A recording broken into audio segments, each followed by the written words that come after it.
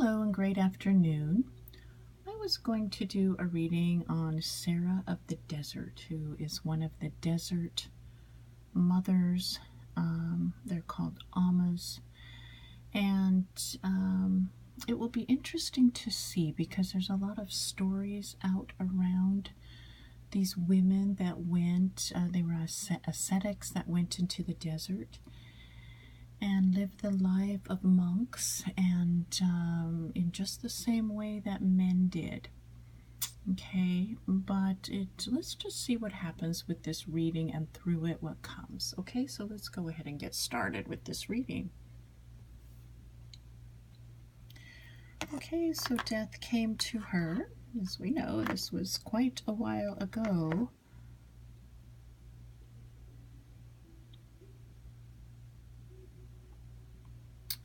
Okay, life of ascetic was her nature.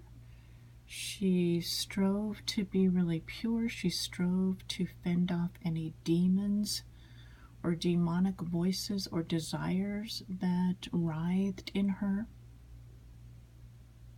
She made her life one that was near or out in open areas. Right, so one could say the desert or these areas that were more arid, more open, away from regular society. Okay, so her, in her heart, she bore sins she felt, sins that she needed to burn off by these purification processes, which involved, fasting and prayer, dedication to goodness, dedication to Christ, not listening to voices that call her to be out of this nun way or this monk way. She wanted to know God. She wanted to know God with all of her being. Okay, this is what she was about in her world and in her life.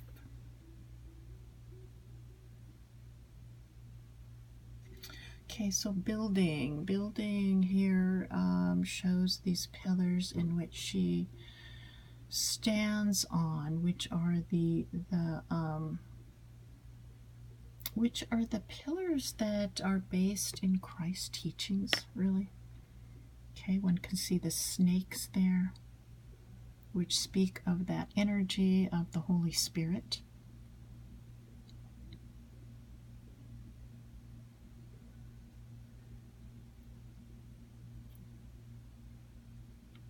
Okay, let's feel whatever else is coming here as we dip down, and now we're moving upward to get a better feeling of Sarah of the Desert. Sarah of the Desert.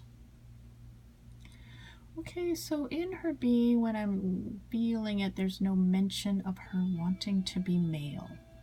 Is this true? Okay, there isn't that. And, you just read about that in the writings or hear of it, that this gendering or something, where people want to, the women that went out there were working on, purifying their desires so that they could be male, which would make them be higher and able to enter the kingdom of God. Okay, so this is not felt in her. There's no mention of male in her, is what's coming. There's no mention of this desire for her to be male. Is this true? Okay, so you're going to read about this. Now, a lot of the writings about these women were written by men. They were written for men. They were written also to keep men in that power status of being the only ones that could enter the kingdom of heaven in truth, with their, or could become raised to these levels of divinity. Okay, women were just, they were ignored in many ways. They weren't taken as seriously. It was a hard time for them. And yet this woman, this woman was one that spoke words clearly to males. Like,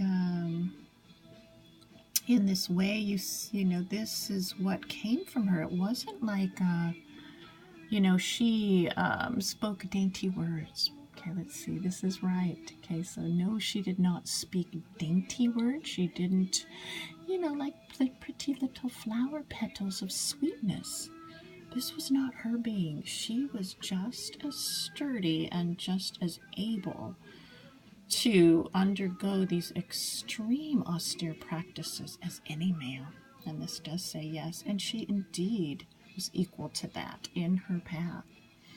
But the way it's written about these women does not speak, I mean, it may show that, but then it also doesn't, you know, it's showing that again they want to convert to their gender, to this male version. Is this true of the women that were out there? You know, there is a no to that. So that is debunking that.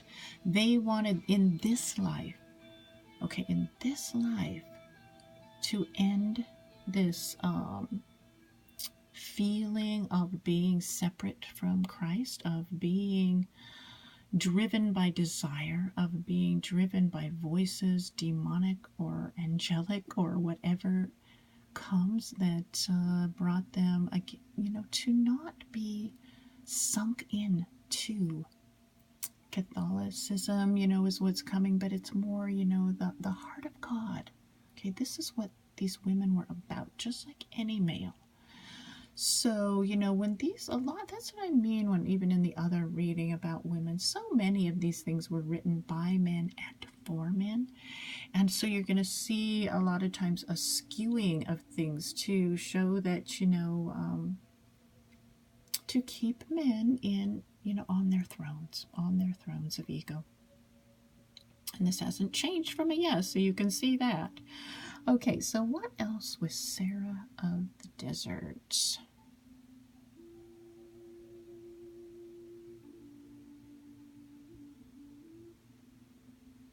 Okay, so what is found here is when we do connect with her heart, is there were demons she felt in her. And these demons were telling her to have sex, you know, they were sexual, passionate demons is what she felt. As well as other ones that caused her, you know, like hungry ghosts, caused her mind to be consumed by various darker energies she felt. This is the way she spoke, okay? So, did this have anything she felt to do with her womanhood? No, she didn't. She didn't see herself really as being any particular body. So that's why when the men say they want to try to be androgynous, well, it wasn't that way for her, was it? Okay, so no, truly she just didn't focus on whether I'm male or female. Okay, this she wanted to avoid and not get into that. At least it feels that way, like she just wanted to go into the heart of it. Okay, so let's see, now there's a skewing, but then it's coming out and it feels like it's going to connect in again with her. So we might get a little clearer message on this, what we're speaking of. And it will drop down. Okay, so no, she, okay, well, let's just see, they're going, it's low like this. So, okay, so she felt many times that her mind was low in these desirous feelings, and that she wanted it to rise higher. She wanted it to rise up away from anything of the body. Okay, this was this was at her heart. So she wanted these cravings to go, or anything, you know, that anyone deals with when they have a human body. It's not easy. So these cravings, and to not let these things drain her energies, to consume her mind. Okay, anything else? So let's see, was she successful at this? Was she successful at all?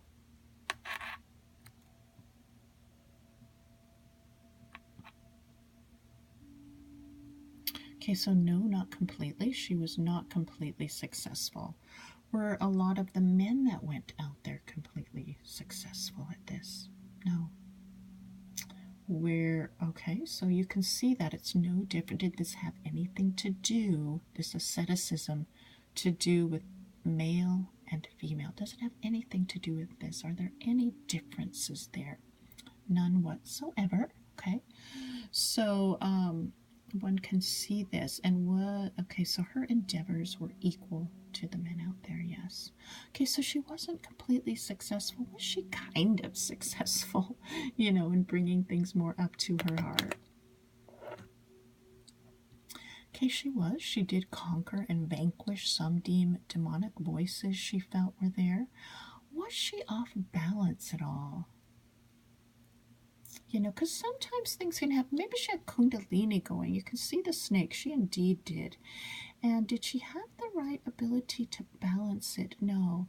So what it sounds like is there was Kundalini phenomena around her, and it really drove her. But did she go insane? No, but she felt like she could. So, this was something, again, that we talk about, the need for balance. Did she have anyone to bring that energy, to bring her balance?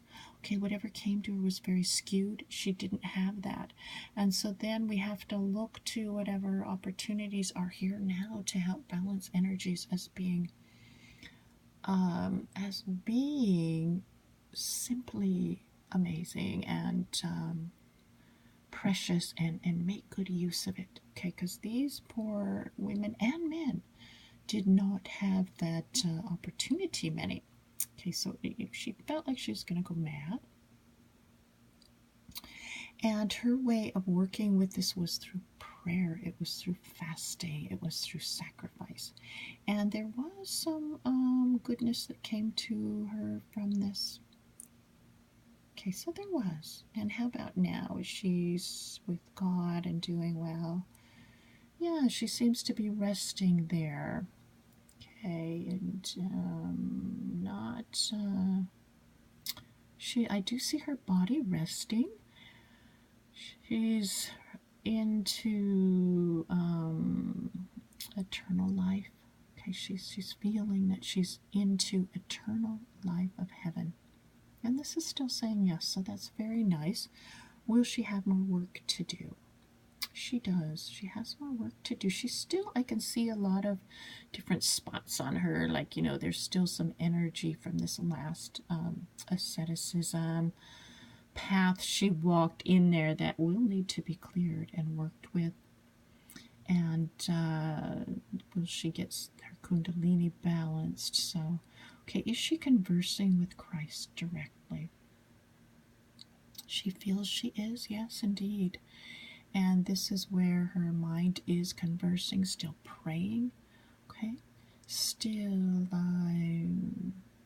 being not consumed as best possible by whatever other energies are about her mind and her heart, okay? So anything else with this reading that's important? Okay, so the feeling is go into your heart.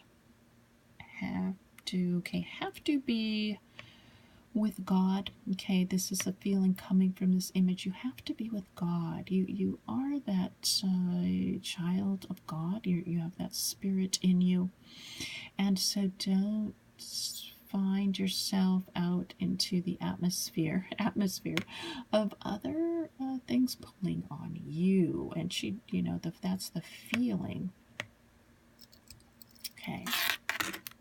Okay, so don't go low. Don't go low like this. Don't go low. And this is, she knows because she's been there. She's been there. Okay, don't do that. And also, I'm seeing a desert. I'm seeing these women there. And they're in their robes. And they're looking... they're looking right in this direction, and they are, I do see light coming from them. They are showing that women are free. They have the same potential for freedom. Don't let people say otherwise. Be this warrior woman inside that you are. Be that way. Okay, because you can do it. You can break these barriers down. You can, with your voice, with your spirit, with your rootedness to the ground and to the earth mother. So much can happen, so many possibilities. They're praying for this. They're praying for this, for the female divine energy to come forward more. Right, and they just, they were ones again where, the men skewed their words, okay, and they didn't like that. They know this now, okay, they do, so they want this to be different. They want your voice as a woman, women, to speak without anything twisting it, okay, this is what they want. And I see them in the desert. They're saying our work here is not done. We will keep working for humanity. We will keep having our lips to God's cheek in a way, or to his heart, to hear all that he's saying, to not be captured by shadow, to not be captured by shadow. This I say here as Sarah of the desert, Amma, desert mother, divinity, Christ, Christ, Christ. Okay, so that's a nice ending. Thank you for tuning in, and this is a nice one to do, and there's some others that look nice that I'm going to try. And again, if anyone has any other questions, or it's hard for me to, come up with any, please let me know. Thank you so much. Bye-bye now.